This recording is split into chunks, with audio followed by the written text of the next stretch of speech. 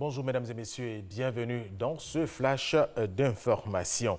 Le président de la République Alassane Ouattara a présidé hier mardi 1er mai sur l'esplanade du Petit Palais de la Présidence la cérémonie officielle de la célébration de la fête du travail. Cette cérémonie a été marquée par les interventions des représentants des centrales syndicales, le discours du chef de l'État, un moment d'échange qui a permis de faire le point sur les acquis et présenter de nouvelles doléances. Le président de la République, Alassane Ouattara, a annoncé par ailleurs un appui financier de 800 millions de francs CFA du gouvernement aux centrales syndicales. Le ministre de la Communication, de l'Économie numérique et de la Poste, Bruno Nabagné-Kone, était dans les locaux de la direction technique d'Orange Côte d'Ivoire. Au plateau, il est allé constater les dégâts de l'incendie survenu dans cette compagnie téléphonique. Lors de cette visite, le ministre a apporté son soutien à l'opérateur téléphonique et rassuré la population sur les efforts fournis pour rétablir le réseau téléphonique et Internet.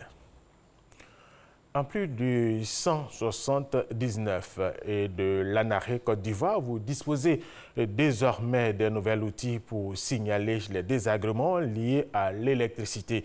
Mise en ligne par la direction de l'énergie, Alerte Électricité est une plateforme web gratuite accessible sur ordinateur et téléphone mobile. Christelle Ménan. Signaler une coupure d'électricité pour impayé, une connexion suspecte au réseau basse tension, une erreur de facturation, un nouvel outil vient d'être mis à la disposition des populations et des industriels. Ça s'appelle Alerte Électricité. C'est une plateforme web qui permet de signaler tout désagrément lié à l'électricité.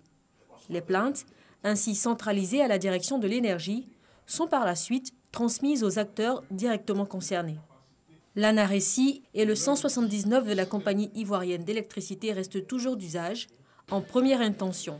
Alerte Électricité est un relais, un moyen supplémentaire qui ne vient pas se substituer aux outils déjà connus.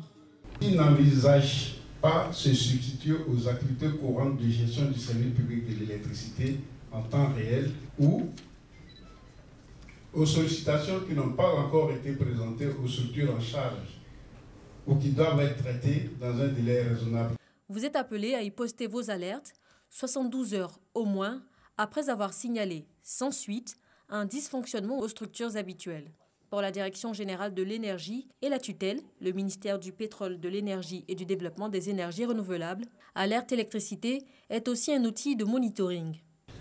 Nous restons ouverts à toute suggestion constructive pour améliorer cet outil en vue d'être toujours plus proche de la population pour être informé de la réalité du terrain et travailler à répondre efficacement aux préoccupations des consommateurs en matière de qualité et continuité dans la fourniture d'électricité ainsi que les services et autres activités associées. Conçu et développé par un prestataire ivoirien, Alerte Électricité est gratuit, téléchargeable sur ordinateur PC ou sur mobile sous Android, Windows Phone et bientôt iOS. Autre chose, la cérémonie de clôture de la 8e édition du Salon international du tourisme d'Abidjan a eu lieu hier sur la route de l'aéroport. 15 pays invités, notamment le Gabon, le Mali, le Niger et la RDC. Les ministres du tourisme de ces pays et le ministre ivoirien du tourisme ont ensemble procédé à cette cérémonie de clôture après une visite des différents stands. Au moins 16 personnes, parmi lesquelles un policier, un prêtre et un enfant, ont été tués hier mardi à Bangui lors d'affrontements entre un groupe armé et les forces de sécurité, plongeant la capitale centrafricaine dans un nouveau cycle de violence. Le Maroc a annoncé hier mardi la rupture de ses relations diplomatiques avec l'Iran, qui l'accuse d'avoir facilité nos livraisons d'armes au Front Polisario, mouvement indépendantiste au Sahara occidental, via son allié du Hezbollah libanais. Le ministre marocain des Affaires étrangères, Nasser, a précisé que cette décision n'avait rien à voir avec le développement de tensions régionales ou internationales actuelles, en référence aux tensions entre l'Arabie saoudite et l'Iran, qui soutiennent des camps opposés, dont des conflits et des crises au Moyen-Orient.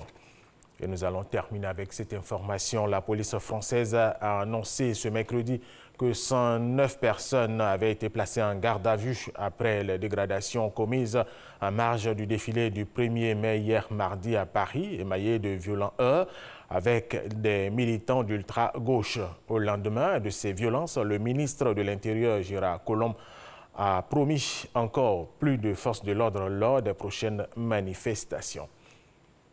Voilà, c'est la fin de ce flash d'information. Merci de l'avoir suivi.